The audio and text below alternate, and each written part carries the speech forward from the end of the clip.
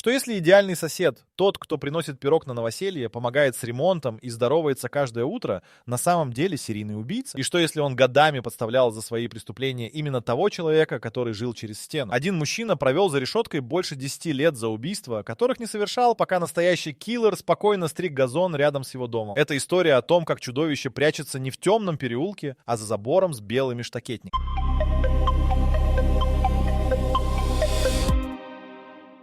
Осенью 85-го в небольшом американском городке Коламбус, штат Огайо, пропала 22-летняя Дон Монти. Она работала официанткой в закусочной на Брод-стрит, жила одна в съемной квартире и каждый вечер возвращалась домой одним и тем же маршрутом. 2 октября она не вернулась. Ее тело нашли через 3 дня во враге за промышленным районом. Руки связаны шнуром от электроприбора, следы удушения. Полиция опросила коллег, бывшего парня, соседей по дому. Никаких зацепок, дело повисло в воздухе. В том же квартале, в доме номер 47 по Элм-авеню, жил 30-летний Гэри Хейдник. Соседи знали его как тихого, вежливого человека. Работал механиком в автосервисе, держал небольшой огород, иногда угощал соседей помидорами. Никто не замечал в нем ничего странного. В 2 домах от Хейдника жил Реймонд Карн, 35-летний разнорабочий с судимостью за мелкую кражу 10-летней давности. По воскресеньям мыл машину на подъездной дорожке и здоровался с каждым прохожим. Реймонд пил, часто ругался с соседями из-за шума, дважды вызывал полицию на него самого. Репутация у него была соответствующая. Именно это сделало его идеальной мишенью. Через неделю после исчезновения Дон Монти в полицию поступил анонимный звонок. Мужской голос сообщил, что видел Реймонда Карра вместе с девушкой, похожей на Дон, вечером 2 октября. Якобы они садились в его пикап у закусочной. Полиция проверила Реймонда. У него не было алиби на тот вечер. Он не смог вспомнить, где был. Сослался на то, что пил дома один. В его гараже нашли шнур от электрической дрели, точно такой же марки, каким была связана жертва. Реймонда арестовали. На допросах он путался, нервничал, дважды менял показания.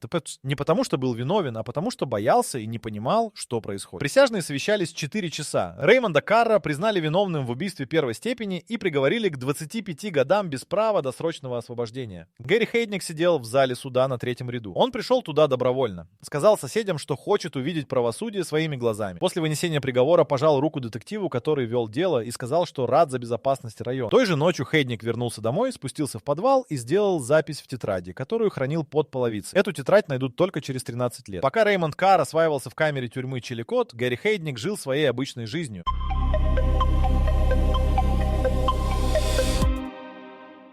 На работу, стриг газон, здоровался с соседями. Но в 87-м в том же районе Коламбуса пропала еще одна женщина, 30-летняя Линда Пауэрс, медсестра из городской больницы. Ее машину нашли брошенной в 3 кварталах от Элм-авеню с ключами в замке зажигания. Детектив Марк Стивенс, который вел дело Карра, к тому моменту уже перешел в другой отдел. Новое исчезновение досталось молодому следователю Брайану Коулу. 28 лет, 2-й год в уголовном розыске. Один из соседей, пожилой Уолтер Фриман, живший напротив дома номер 47, сказал кое-что интересное. Коул начал стандартную проверку. Опросил коллег Линды, ее мужа, соседей по улице. За 3 дня до исчезновения Линды он видел ее разговаривающей с Хейдником у его машины. Ничего подозрительного, просто разговор на улице. Но Коул записал это в блокнот. Хейдник сам пришел на опрос без повестки. Сел напротив Коула, положил руки на стол и спокойно рассказал, что да, знал Линду в лицо, здоровался, как и со всеми соседями. В день ее исчезновения был на работе с 8 утра до 6 вечера. Это подтвердили 3 коллег из автосервиса. После работы заехал в супермаркет, чек сохранился.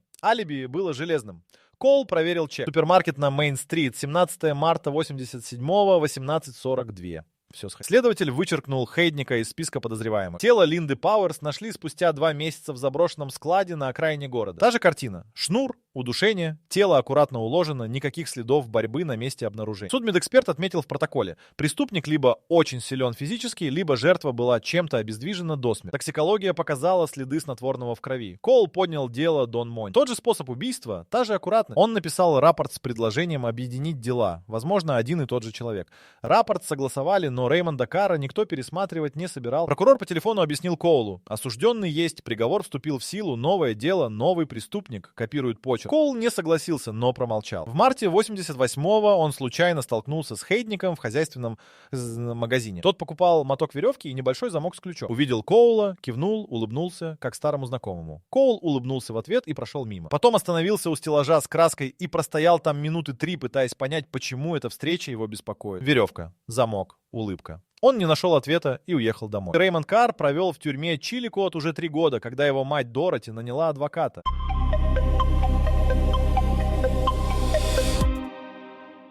Недорогого, дешевого, только что получившего лицензию выпускника юридической школы по имени Тед Маршалл. Дороти продала машину и заняла деньги у сестры, чтобы оплатить его услуги. Маршалл взял дело и через месяц работы сказал ей прямо: улики против Реймонда слабые, но апелляция потребует нового расследования, а на это нет ни денег, ни времени. Реймонд в тюрьме не сломался сразу. Это происходило постепенно. Первый год он писал письма каждую неделю, требовал ССО, требовал пересмотра, называл имена людей, которые могли подтвердить его невиновность. Во второй год письма стали короче. В третий он перестал писать о деле вообще. Сокамерники вспоминали потом, что Реймонд почти не разговаривал, сидел на норах и смотрел в стену часами. В 1988 году его мать умерла от сердечного приступа. Реймонду разрешили присутствовать на похоронах под конвоем. Фотография с тех похорон сохранилась. Он стоит в наручниках у гроба в дешевом пиджаке, лицо абсолютно пустое. Тем временем на Элм-авеню все шло своим чередом. Хейдник в 88-м сделал ремонт в доме. Покрасил фасад, поменял забор, посадил розы вдоль дорожки. Соседи говорили, что дом стал лучшим на улице. На Рождество он устроил небольшую вечеринку для соседей, купил детям подарки, пек печенье. Его новая подруга, 26-летняя Карен Уэбб,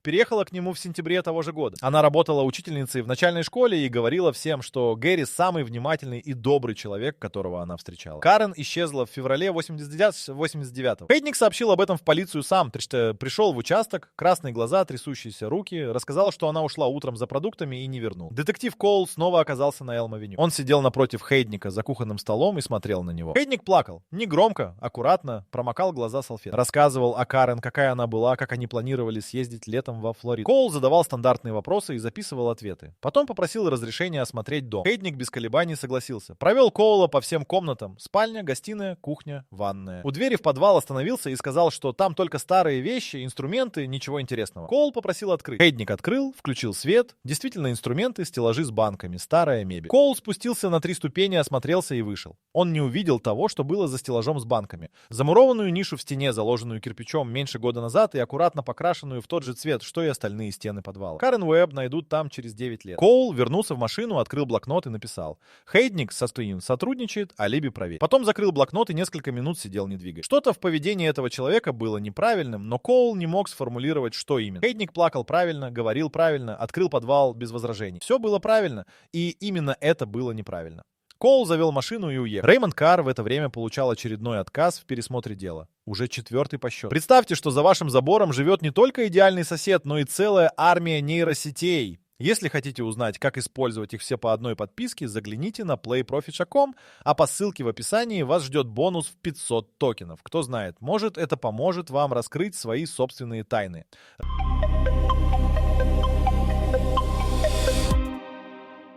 После исчезновения Карен Уэбб Хейдник прожил на Элм-авеню еще 1,5 года, потом продал дом и переехал в пригород Коламбуса. Небольшой поселок Гровпорт, 12 минут езды по шоссе. Купил дом с большим участком, гаражом и отдельным сараем в глубине двора. Соседи нового района запомнили его появление. Там приехал на хорошей машине, сразу представился, принес соседке справа домашнее варенье. В 91-м Хейдник устроился в новый автосервис на другом конце города. Мастер от бога, когда и так говорил о нем владелец сервиса Пол Дженкинс. Клиенты его любили, коллеги уважали. Он никогда не опаздывал, никогда не грубил, всегда оставался после смены, если нужно было доделать срочный заказ. Дженкинс дважды предлагал ему должность старшего механика, но Хейдник каждый раз отказывался. Говорил, что ему нравится работать руками, а не бумагами. В том же 91-м в Гровпорте пропала 40-летняя Сандра Холт. Разведена, 2 детей, работала бухгалтером. Ее дети, 14-летний Джош и 12-летняя Эми, вернулись из школы и не нашли мать дома. Ужин стоял на плите, сумка висела на крючке у двери, телефон лежал на столе. Полиция Гровпорта возбудила дело. Детектив Коул к тому времени работал уже в другом округе и об этом исчезновении не знал. Местный следователь Дэн Харрис опросил соседей. Несколько человек видели Сандру утром во дворе. Один сосед, Хейдник, сказал, что разговаривал с ней около 10 утра через забор. Она выглядела нормально, ничего необычного. Харрис записал показания и пошел дальше. Сандру не нашли. Ни живой, ни мертвой, ее дело до сих пор числится как нераскрытое исчезновение. Джош и Эми Холт выросли без матери. Джош потом говорил в интервью, что самым странным в той истории было то, что сосед,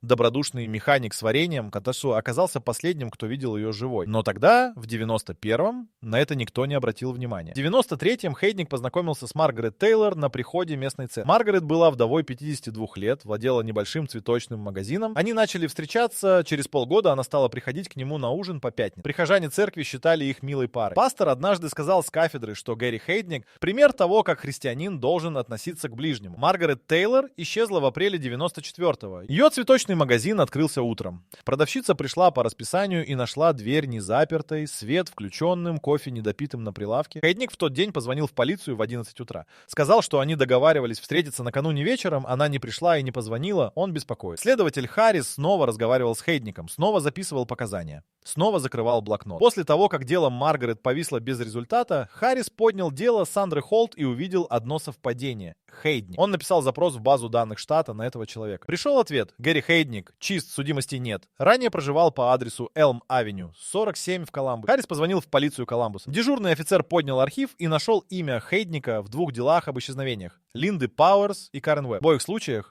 свидетель, неподозреваемый, алиби подтверждено. Харрис положил трубку и долго смотрел на листок с этими именами. 3 исчезновения, 3 разных дела. Один человек рядом с каждым из них. Он написал рапорт начальнику отдела с просьбой провести комплексную проверку Хейдника. Начальник отдела вернул рапорт с резолюцией «Недостаточно оснований для разработки». Гэри Хейдник вставал каждый день в 6 утра.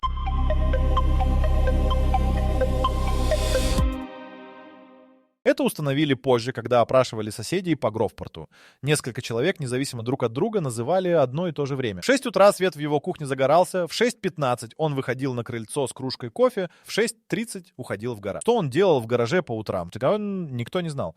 Думали, что возится с машиной. В гараже у Хейдника был отдельный верстак, закрытый на навесной замок. На верстаке стояли инструменты, обычные, те, что видели все, кто заходил помочь или одолжить дрель. Под верстаком находился деревянный ящик, привинченный болтами к полу. В ящике лежала вторая тетрадь. Не та, что под половицей старого дома на Элм-авеню, а новая, начатая в 91-м. Судебный психолог Кэтрин Мур, которая изучала эти тетради после ареста Хейдника, написала в своем заключении, что записи производят впечатление дневника педантичного хозяйственника. Хейдник фиксировал детали с точностью бухгалтера. Даты, время, места, использованные материалы. Никаких эмоций, никаких объяснений мотивов, только факты. Мур отметила, что в клинической практике такая форма записи встречается у людей с выраженным нарциссическим расстройством, которые воспринимают свои действия как профессиональную деятельность, заслуживающую документирования. На работе в автосервисе Хейдник в 94-м получил грамоту лучшего сотрудника года. Дженкинс вручил ему ее на корпоративном ужине, сказал речь о профессионализме и преданности дел. Хейдник поблагодарил коллег, сказал, что работа — это то, что дает человеку смысл. Его сфотографировали с грамотой. Снимок потом попал в местную газету. В церкви после исчезновения Маргарет Тейлор Хейдник не появлялся несколько месяцев. Потом вернулся, выглядел подавленно, пастор лично подошел к нему после службы и сказал слова поддержки. Хейдник плакал. Несколько прихожанок потом говорили, что никогда не видели мужчину, который так искренне горевал бы об исчезнувшей женщине. Его распорядок дня в 95-м и 96-м был таким же ровным. Работа, гараж по утрам, церковь по воскресеньям, огород весной и летом. Он завел собаку. Лабрадора по кличке Рекс. Выгуливал его каждый вечер в половине 8-го по одному и тому же маршруту вокруг квартала. Соседские дети любили Рекса и прибегали его гладить.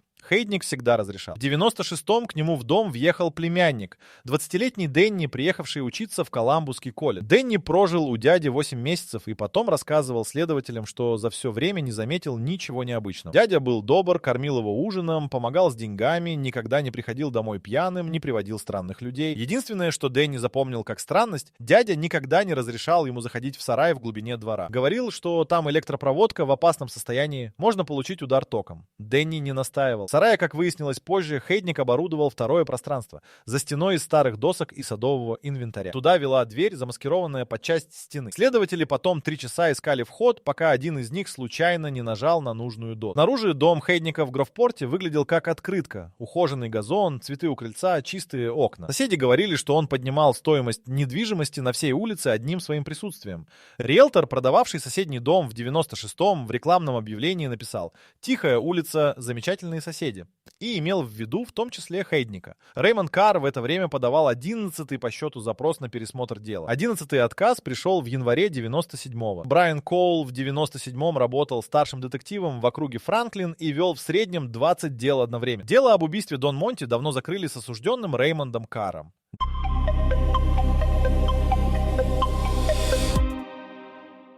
Дела Линды Пауэрс и Карен Уэбб числились нераскрытыми исчезновениями. Коул не думал о них годами. В марте 97-го ему позвонил Дэн Харрис из Грофпорта. Они не были знакомы лично. Харрис нашел номер через общую базу. Харрис сказал, что занимается 2 исчезновениями в своем районе, и в обоих случаях фигурирует один и тот же сосед, который ранее проходил свидетелем по 2 делам в Коламбусе. Назвал имя. Коул услышал Хейдник и не ответил секунд 5. Потом сказал: «Я знаю это имя». Они встретились на следующий день в кофейне на полпути между Коламбусом и Грофпортом. Харрис разложил на столе распечатки. 2 дела, 2 имени, даты, адреса. Коул достал свой блокнот, старый, 98-го года, который он почему-то не выбросил, и нашел запись про встречу в хозяйственном магазине. Веревка, замок, улыбка. Вместе они насчитали 5 женщин, исчезнувших в радиусе действия Хейдника за 12 лет. Дон Монти, Линда Пауэрс, Карен Уэбб, Сандра Холт, Маргарет Тейлор. 5 имен. 1 человек рядом с каждым случаем. Как свидетель, как сосед, как знакомый. Харрис сказал: этого достаточно для санкций на наблюдение. Коул покачал головой. Они уже проверяли Хейдника дважды, алиби подтверждено, начальство не даст санкцию без твердых улик. Нужно что-то конкретное.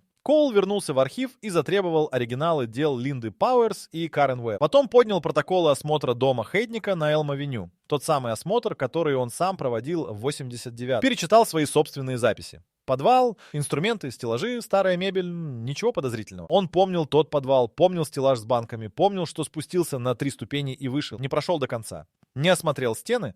Коул закрыл папку и сидел за столом, не двигаясь 20 минут. Потом встал, надел куртку и поехал на Элм-авеню 47. Новые хозяева, молодая семья с 2 детьми, открыли дверь и удивились полицейскому удостоверению. Коул объяснил, что проводит проверку по старому делу, попросил разрешения осмотреть подвал. Стеллажа с банками уже не было. Новые хозяева поставили там шкафы для хранения. Коул прошел до конца подвала, постучал по стенам, все стены звучали одинаково. Глухо, плотно, ничего. Он вышел во двор и позвонил Харрису. Сказал: «Дом перестроен, ничего не найдем. Нужно работать с нынешним адресом». Харрис к тому времени уже установил за домом в Грофпорте наблюдение. Неофициальное, на собственной машине, в свободное от дежурства время. 3 вечера подряд он сидел в машине в 100 метрах от дома Хейдника и смотрел в бинокль. Хейдник выходил гулять с собакой в половине 8-го, возвращался через 20 минут, свет в доме гас в 1. Ничего необычного. На 4-й вечер Хейдник вышел не с собакой. Вышел в половине 10-го, без куртки, прошел через двор к сараю, пробыл там около 40 минут и вернулся в дом. Харрис записал время. На следующий день Харрис написал новый рапорт, уже 3-й по счету, с приложением сводной таблицы. 5 исчезновений, 1 человек, хронология, географическая привязка. На этот раз начальник отдела не вернул рапорт сразу, взял его домой. Позвонил Харрису на следующее утро и сказал: «Я покажу это прокурору». Прокурор округа Пикауэй прочитал рапорт и сказал, что этого все равно недостаточно для обыска. Совпадения не являются уликами. Но добавил одну фразу, которая изменила все. «Если найдете что-то на нынешнем месте жительства, хоть что-нибудь физическое, я подпишу ордер в течение часа». Коул и Харрис вышли из прокуратуры и остановились на ступенях. Им нужна была зацепка. Одна.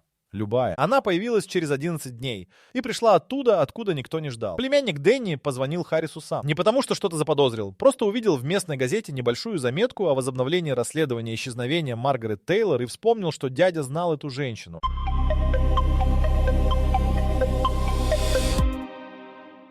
Решил, что как законопослушный гражданин должен сообщить, что был очевидцем их отношений. Позвонил в полицию Грофпорта, его соединили с Харрисом. Харрис слушал Дэнни молча, не перебивая. Племянник рассказывал про ужины, про церковь, про то, какой дядя добрый человек. Потом упомянул сарай. Сказал это вскользь. Мол, единственная странность, что дядя не пускал его туда из-за какой-то проводки. Харрис попросил повторить. Дэнни повторил. Харрис спросил: «Вы когда-нибудь слышали из сарая какие-нибудь звуки?» Дэнни помолчал и сказал: «Однажды ночью ему показалось, что из глубины двора доносится что-то похожее на гул. Он решил, что это генератор или насос для полива». Харрис записал и поблагодарил. Это был непрямой повод для обыска. Но Харрис поехал в городской архив и запросил разрешение на строительство, которое Хейдник оформлял после покупки дома в Грофпорте. Хейдник подавал 2 заявления. То одно на ремонт кровли, одно на расширение гаража. Оба одобрены. Заявления на работы в сарае не было. Харрис взял план участка из кадастрового реестра и сравнил с актуальными спутниковыми снимками из базы данных округа. Площадь сарая на снимках была примерно на 14 квадратных метров больше, чем в оригинальном плане. Кто-то пристроил к сараю дополнительное помещение без разрешения. Это было административное нарушение, незаконная пристройка.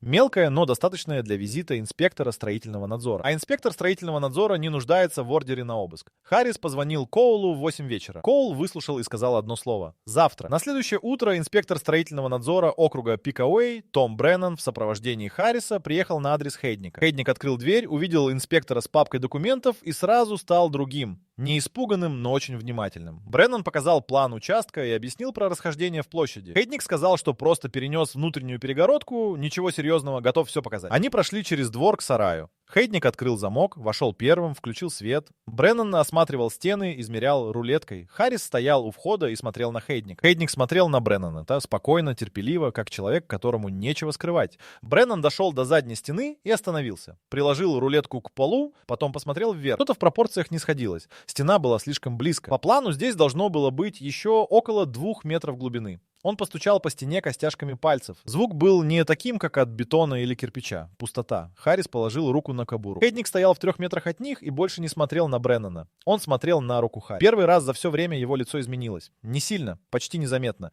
Но Харрис это увидел. Что-то в глазах, не страх, а расчет.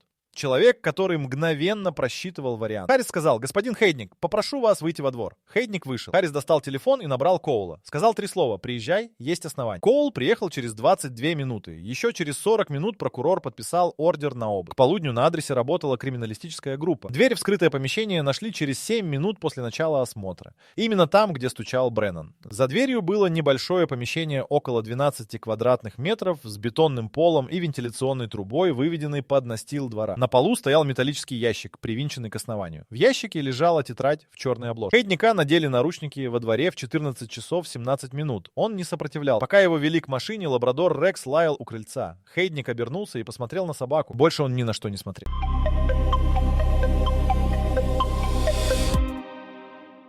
Тетрадь в черной обложке содержала записи за 6 лет, с 91 по 97. Криминалист Сара Ноулс вскрыла ящик в лаборатории и передала тетрадь следователям в тот же вечер. Коул читал ее до 3 ночи, не вставая из-за стола. Хейдник записывал все. Даты, адреса, имена, детали. Сандра Холт, 8 июня 91-го. Маргарет Тейлор, 12 апреля 94-го. Еще 2 имени, которых следователи раньше не знали. Бетти Коннорс и Рут Салливан. Обе числившиеся пропавшими без вести в разных округах штата. Хейдник фиксировал каждый случай с методичностью технического журнала. Время, место, использованные материалы, место захоронения. Место захоронения. Коул перечитал эту часть 2. Хейдник указывал координаты. Не в виде цифр, а в виде описаний. 20 шагов от северного угла сарая. Под настилом. Участок за старым домом на Элм-авеню, левый угол огорода. Криминалистическая группа вернулась на адрес в Гров-порте в 6 утра следующего дня. Под настилом двора в 20 шагах от северного угла сарая нашли останки 2 человек. Судмедэксперт установил позже: Сандра Холт и Маргарет Тейлор. Идентификация заняла 4 дня по зубным картам. Параллельно округ Франклин получил запрос на эксгумацию в районе бывшего дома на Элм-авеню.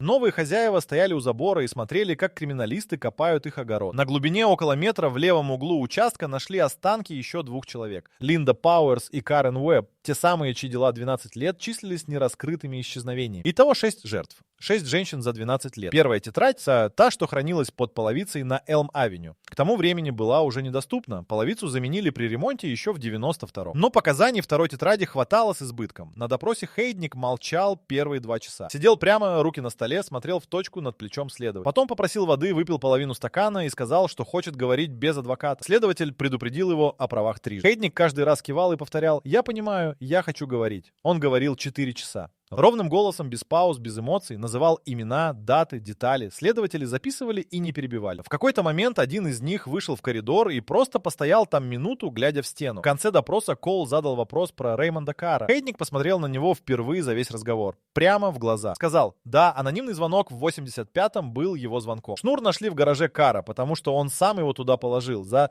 3 дня до того, как позвонил в полицию. Выбрал Карра, потому что тот был удобной мишенью. Судимость, плохая репутация, нет алиби». Сказала это без извинений и без объяснений, как механик, описывающий последовательность ремонта. Коул вышел из комнаты допроса, достал телефон и набрал тюрьму Чиликот. Дежурный офицер сказал, что Реймонд Карр находится в камере номер 214. Коул попросил соединить. Трубку взяли после 6 гудков. Коул сказал свое имя и звание. Потом сказал: «Господин Карр, мы нашли человека, который убил Дон Монти. Это был не вы». На другом конце провода была тишина секунд 10. Потом звук, который Коул потом описывал как самое тяжелое, что он слышал за 20 лет в полиции. Реймонд Карр плакал, не говорил ничего, просто плакал в трубку. Коул держал телефон и ждал. Реймонд провел за решеткой 12 лет, 3 месяца и 17 дней.